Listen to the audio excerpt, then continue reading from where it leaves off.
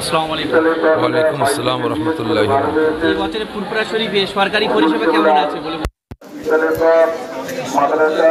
পরিষেবা দিয়েছে বা দিচ্ছে সেটা আম জনগণের কাছ থেকে জানলে আপনারা বুঝতে পারবেন। আর বিশেষ করে আমি একজন দেশের নাগরিক হিসাবে এবং একজন ভোটার হিসাবে সরকার যতটুকু দিয়েছে এই বছরে গতবারের তুলনায় কম। আর সবথেকে বড় জিনিস সেটা দরবার শরীফে ভিক্ষা দেওয়া হচ্ছে, মুসলমানদের ভিক্ষা দেওয়া হচ্ছে। যদি বলেন কারণ গতবারে যখন কয়েক মাস গত হয়ে গেল, যখন আপনার কি সাগর বলে ওটা,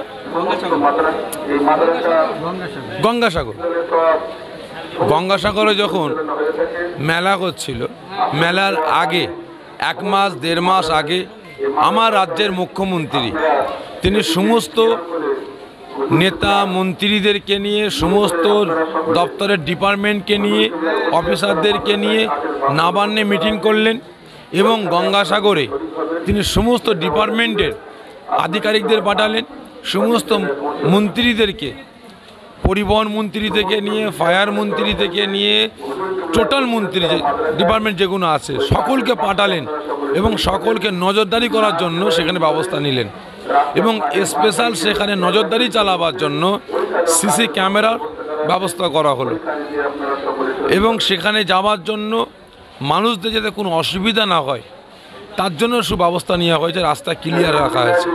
কিন্তু আজকে আমার দুঃখ হচ্ছে এটাই, আমি এই দেশের নাগরিক হিসাবে আমি আমার রাজ্যের মানুষের কাছে আমি জানতে চাইছি যে আজকে মুসলমানদের নিয়ে আর কত আপনারা অবহেলা করবেন, মুসলমানদেরকে নিয়ে আজ আর কত আপনারা ছেলেখেলামো করবেন।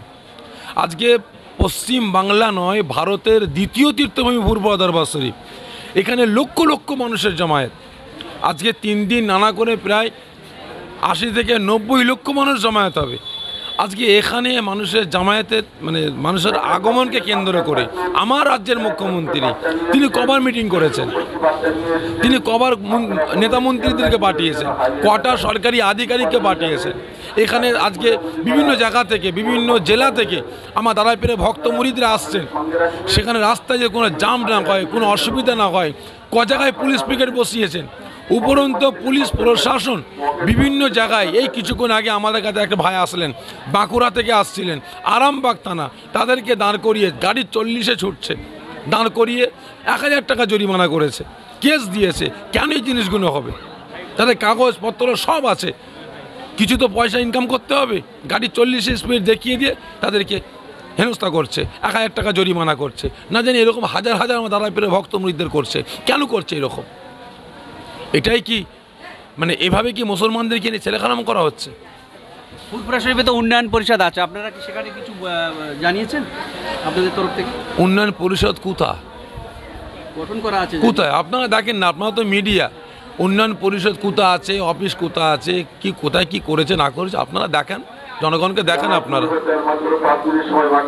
আজকে দাঁড়াইপীরে দরবারে যত মেহমান মুরিদান আসছে তাদের সুবিধার জন্য দাঁড়াইপীরে মুরিদরাও সহযোগিতা করেছে, দাঁড়াইপীরে আওলাদাও সহযোগিতা করছে।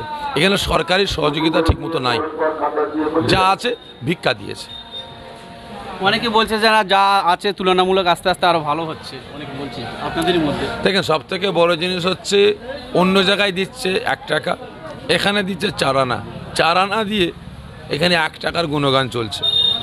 আগে বললাম না, গঙ্গাসাগর মেলায় নবান্নে মিটিং হলো, মুখ্যমন্ত্রী নিজে, আবার তিনি বলছেন মুসলমানরা হচ্ছে আপনার দুধের গায়ে, যদি লাথিয়ে মারা সহ্য করতে হবে, তাহলে মুসলমানদেরকে নিয়ে তিনারা যদি গদিটা বাঁচে, তাহলে সে মুসলমানদের তীর্থভূমি ফুরফুরা শরীফ, তাহলে ফুরফুরা শরীফের জন্য কী উন্নয়নটা করেছে তিনি, ওনাকেই বলতে বলুন না।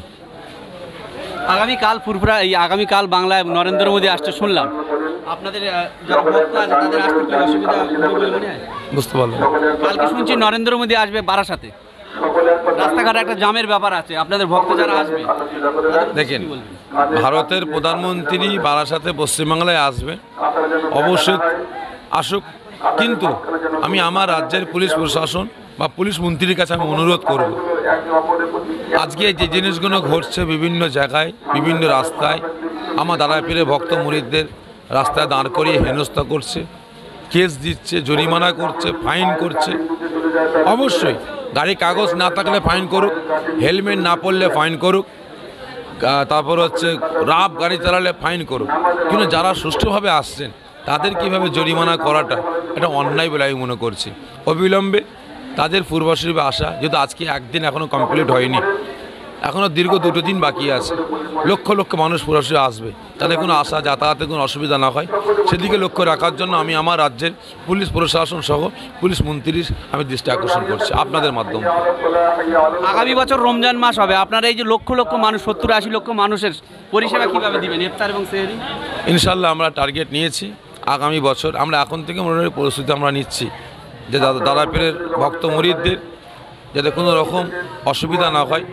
আমরা বেলা 12টা থেকে আমরা ইফতার বিতরণ করব এবং রাত 12টা কিংবা 1টার পর থেকে আমরা ইফতার আপনার সেহরি বিতরণ করব এবং ইফতারের সাথে আমরা তাবারক, পানি ইত্যাদি আমরা সব বিভিন্ন সরঞ্জাম আমরা ব্যবস্থা নিচ্ছি।